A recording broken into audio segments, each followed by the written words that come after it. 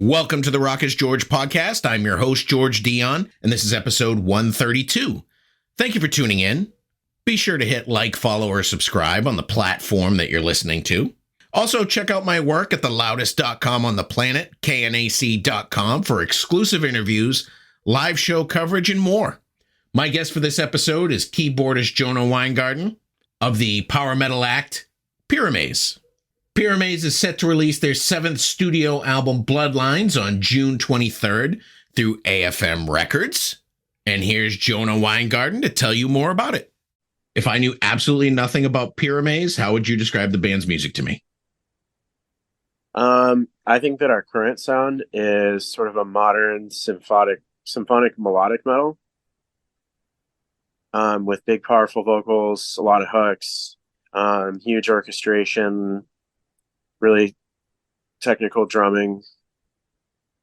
Absolutely, and it certainly comes through on your upcoming album, Bloodlines. It's your 7th studio album. It comes out on June 23rd through AFM Records. You must be kind of chomping at the bit for this thing to come out. You've been releasing singles for a while now, and the reviews are looking great, so you must be excited about that as well. Yeah, I speak for all of us when I say that we are very excited. A lot of these songs I had written during the pandemic too, so it feels good for them to finally see the light of day. Now, in PYRAMAZE, it's typically you and Jacob Hansen that does the primary songwriting? Yeah. On this new album, I wrote 7 of the songs and he wrote 3. It just happened that way. But yeah, it's the 2 of us now that are the main songwriters.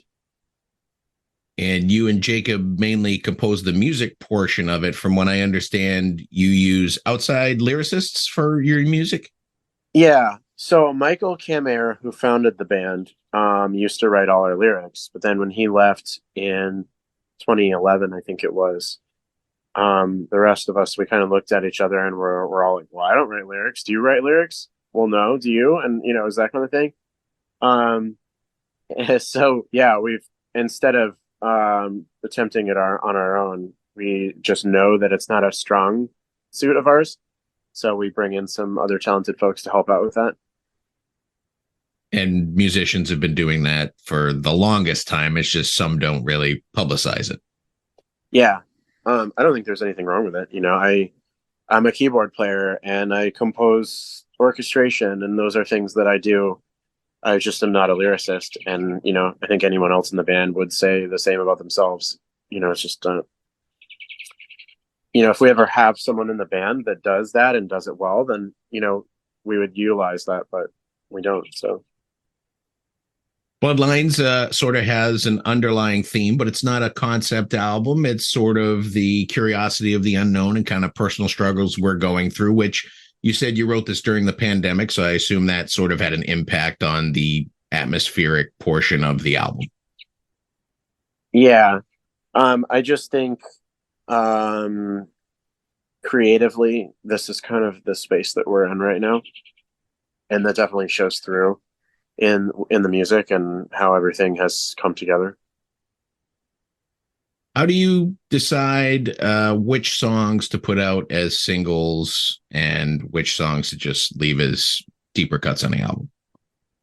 Well, it was actually pretty tough on this one, on Bloodlines, because I think that a lot of the songs could have been singles. So the ones we chose ended up being the choices just because they were all kind of different from each other and sort of covered a broader spectrum of our style and what we do. Like Fortress is more of a proggy power metal song, and then Broken Arrow is kind of more of a straightforward, you know, a bit catchier, more to the point type of song. There's this one bird out there in the tree that doesn't want to shut up. He wants his time in the sun too. Right. Yeah, he wants to be a part of this interview. I'm out here on my 3-season porch, so it's a beautiful day in Minnesota. Your latest video is Alliance. It features Melissa Bonney from Ad Infinitum. Ad Infinitum, yep. And The Dark Side of the Moon. I know she's a label mate at AFM there, so I assume that's the connection on getting her involved in this. So actually, so Jacob, our guitarist, has produced and mixed a lot of the albums that Melissa's done with Ad Infinitum and Dark Side of the Moon. And then he actually also mixed the new Camelot album that she appeared on. So there's that connection there. And then I have a connection with her in that I've helped her work on some of her solo material that she hasn't released yet. But she's just a great person and a great friend to all of us. And she resides in Denmark. She's engaged to the drummer of Amaranth, Morton, who is also a friend. Super cool guy. And we're all so lucky that she was willing to lend us her talent for that song. It's exactly as beautiful as I wanted it to be. It's a very personal song for me that I had written for my ex-fiance. And to see it come to life in all the ways that it has been deeply rewarding. Have you gotten any feedback from the ex-fiance on it? Yeah. She seems to like it. So her and I, we're still friends. It's all good. All right. You got some other special guests. You got Olaf from Amaranthi, and you have Andrew Kingsley of Unleash the Archers, and Tim Hansen, who is Kai Hansen's son. I assume these are friends or friends of friends that you brought in. Yeah. So our Unleash the Archers connection runs deep because the singer Brittany Slays sang on our last album. And then the whole band they're good friends with me, and they're good friends with Jacob because Jacob again has produced their albums, their newer stuff, and mixed it and everything. So whenever Unleash the Archers comes into town here and the Twin Cities on tour, I always get together with them and we go to this place called Pizza Luce. It's kind of a tradition now. So they're pals. They're all so talented, and Andrew's a phenomenal lead guitarist. So since we currently don't have a lead guitarist, we needed a few guitar solos on the album. So Olaf and Andrew and Tim were natural choices for us. Does Tim play for another band? I know he's Kai Hansen of Halloween's son, but I couldn't really find anything about him in music. Yeah, my understanding is that he does have his own band. But he played on the song Midnight Sun, which to me has the most energy of any of the songs on the album. And what he did just like made it even more explosive. Like right out the gate, he brings in this guitar lead that complements the sort of piano thing I'm doing. It's very, high energy. And then he plays a solo on the bridge section too. That's just like slamming. It's awesome. I've gotten a lot of positive feedback from close friends that I've played that song for. So you mentioned that you're without a lead guitar player, guitarist Toki. I can't do the last name. Tokas Jorneman. Yeah, it's a tough one. He departed back in August, and did he end up appearing on the album at all? He did not. No, he bowed out of the band last summer. He just wants to move on to other things in his life, and so we just moved on and we did the album without him completely. Nicholas Son play for you guys live recently? Are you considering him for the guitar section? A couple weeks ago, we played the Nordic Noise Festival in Copenhagen, Denmark. And Nicholas Sona filled in for us, and he's a super cool guy. And I am not at liberty to say / don't fully know what the future holds. So, but he's a great guy, and he's a good friend already. Like he just, I have nothing but good things to say about him. So in addition to the artistry of the album art that goes along with it and the singles is quite magnificent, as well as kind of the vinyl that has that swirly color that matches the colors in the album. So you had Remedy Art Design do the cover work.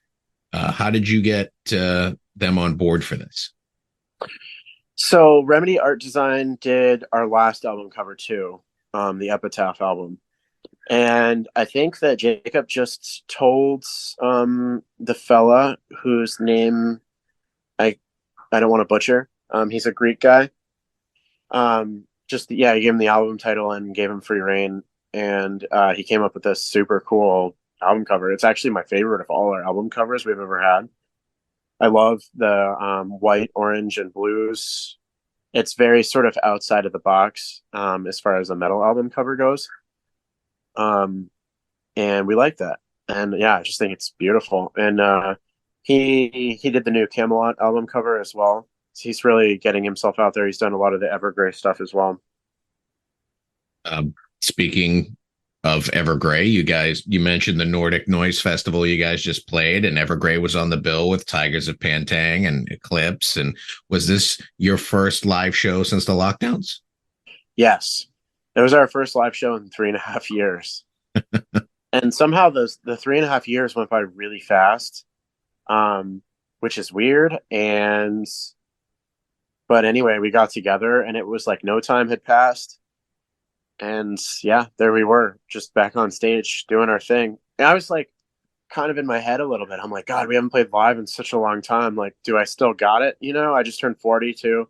I turned 40, TOO, in March. And so I'm like, sort of questioning myself. But yeah, we got up there, we rocked it. So it was good. Awesome crowd. I'm 47. I have no sympathy for you. Well, you're not the keyboardist of PYRAMAZE, my friend. Touche. So, how much of the new material were you able to play live at this event? We played 2 of the new songs, but because Epitaph came out in 2020, we hadn't played any songs from that album either. So we played some songs from that. We played Steal My Crown and another one that I'm drawing a blank on. It's early. Yeah. I'm only 2 cups of coffee in. You just turned 40. You're going to start forgetting more. Right. No, I've noticed that. I've noticed too, like I tell people things and then I forget that I tell them those things. So then I tell them again and they're like, some of them are too polite, to tell me that I already told them, but others are like, hey, dude, you're showing your age, man. On this, you guys mainly do kind of these festival appearances, right? You don't do like a regular tour because, you're in the US, the other guys are over in the Nordics. Right. Yeah, we don't do a lot of like full tours or anything like that. We're more of a festival band. But we've actually always kind of been that way. Do you have any other appearances scheduled for this year or going into next year? Yeah, not at the moment, but we have some tentative Norwegian plans. Always better festivals. Well, always better festivals over there than over here in the US. Yeah, there are some good festivals here, like Prog Power USA is a really good one, and I've heard of some other ones too. There's one called the Mad with Power Fest. That looks like a cool one. I don't know if Chicago Power Fest is still a thing, but I remember that from back in the day. Yeah, so, there seems to be a lot more opportunities in the Nordics than in the US as far as festivals. Yeah. Everything's kind of closer together too, which helps. Yeah. When you play these festivals, you're playing with kind of these bigger bands that have come before you, like Evergrey and Tigers of Pantang. Do you ever get a little starstruck or fanboyed out when you meet these guys? I think at this point in our careers, it's more so as seeing them as peers than bigger or smaller or anything like that. But we were one of the headliners for the festival, so I don't know. But I stayed and watched all of Evergrey's set, and they were awesome as always. Ricard, the keyboardist of Evergrey, is a longtime friend of mine. We go way back. That's awesome. Your vocalist, Terje Haroy. Terje Haroy, yeah. Oh, I was way off. He competed on Norway's version of The Voice. That certainly must have been exciting for him and for you guys as a band. Yeah, that was cool. It was cool to watch him also. I've actually kind of been a fan of that show here in the US for some years. So I knew how the whole process worked and everything like that. So I was like really getting into it. But it's all in Norwegian, so I couldn't understand anything they were saying. Obviously, except for the singing part. So you had to decide on their facial expressions if they liked the performance or not. Right. Yeah, exactly. But I mean, Terry was awesome on the show. He sang everything flawlessly. You could tell the songs that he had chosen to sing, and then the songs that were chosen for him. You know, because he was like, he came out the gate swinging with a Whitesnake song, and then whatever the song was that he got knocked out of the competition on was like some crappy pop song. Well, I think these shows aren't really geared towards the rock and roll guys. I mean, yeah, sometimes a rock and roll guy kind of gets there in the top 10 or whatnot, but I think it's geared more towards the pop people. Right. Yeah. Maybe not in Norway, but in the US for sure. Yeah. Yeah. It seemed like a lot of the competition was just sort of the pop stuff. So PYRAMAZE is coming up on 20-year anniversary of your first album, Melancholy Beast. It was recently released on vinyl for the first time through your old record label, Inner Wound Recordings. What do you kind of remember about putting that album together when you were such a young buck and this band was brand new? Yeah. I have so many fond memories, and that album is timeless, and it's so special to all of us, really. I mean, even though Jacob wasn't in the band then, he still produced the whole album and mixed it and everything. So he's always kind of been with us. But yeah, I was 19 years old when we recorded that album, and it was back when I would go to Denmark and record my keyboard parts there in the studio instead of just doing it here in my studio and sending the tracks over, because technology has changed over the years. But that album is considered a classic in the genre and just one of the best debuts ever. And I listen to it every now and then. The songs still hold up, so it's great that Inner Wound reissued it on vinyl. Yeah, I have it framed hanging on my wall. So yeah, how did an American keyboardist end up with these guys over in the Nordics? So the gist of it is that I got really into European metal when I was in high school, because there was this metal kid in my class, and every day at the lunch table in my high school cafeteria, he would tell me about bands that I needed to check out. And so I'd go and hop on Napster and listen to them, and I was like so stoked for it.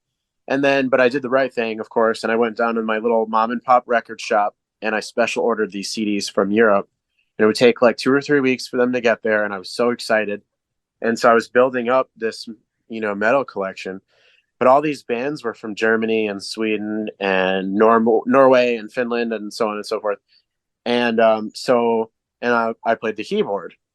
I kind of played the keyboard, But then when I heard, like, the first bands I heard from over there were like Children of Bodom and Cradle of Filth and Dimmu Borgir and Nightwish, and these bands that were using metal bands that were using keyboards. So I was like, oh, I could do that, So I started like learning some of these songs by ear on the keyboard and getting really into it. And I just knew that I wanted to play in a metal band in Europe because of all of these sort of stars aligning. So I had just turned 19, and I posted a little thing on the Wacken Open Air Festival guest book on their webpage. And I was like, hey, I'm Jonah. I'm a keyboardist from the USA, and I want to join a metal band in Europe. And I got an email that day from this guy named Michael Kammer from Denmark, who was putting together a full album, which ended up being Melancholy Beast, asking me to audition. And so I found this guy in the classified section of my newspaper who made like home movies and edited movies and stuff like that. And so I had him film me and edit together this like super cheesy VHS tape of me playing the keyboard. And it was like really, really corny. They'd be like a shot of me playing the keyboard, and then another shot from a different angle would kind of fade in. It was like really 80s looking. And so I sent this, I still have the master copy on my shelf. So I snail mailed this VHS tape to Denmark to Michael, and he was like, okay, cool. Yeah, I want to fly you to Denmark and we're going to make this album. And I was like beside myself with excitement, And so January of 2003, I flew to Denmark and we recorded Melancholy Beast in Jacob's studio. And then that album we signed with like this management company called Instrumental Management, and they got us record deals all over the world. We signed to like EMI in Japan, and so I got to skip the whole being in a local band thing. I never had to do that, live in my mom's basement and play in a local band, any of that kind of crap. I was just immediately like right out of high school in a band that was on like major labels and blah, blah, blah. So it's an awesome story. And maybe someday I'll write a book about all of it. At the very least, you should release the VHS footage. Oh, I don't know. That's like some pretty embarrassing stuff right there. So I don't know about that. You've recently come full circle, so to speak. You did a single with founding guitarist Michael Camere. Camere, yep. Camere, called Children of Time. So obviously you've been in touch since he left the band, and here you are again collaborating. Yeah. I mean, he's just one of my best friends that I've ever had in my life. He gave me my career, so I'm eternally grateful to him. But anytime we do anything in Denmark with the band, he always comes and hangs out. He was at our show a couple weeks ago, which is great to see him. And he came to our music video shoots for this album last year in November. And yeah, when he asked me to do the Children of Time song, I was like, of course, man. I've always been at least once a year trying to push him to get back into music. So when he said he was doing this song, of course I had to do that and wanted to participate. And it's the Melancholy Beast lineup, but with Nicholas Sona on vocals instead. And Nicholas produced and mixed the song too. So definitely check that out. Absolutely.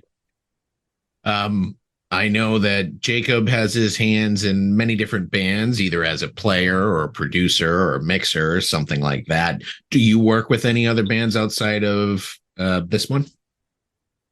Bands that he's also involved with as far as mixing and stuff? Or just any band that you work in outside of Pyramaze? Oh, yeah.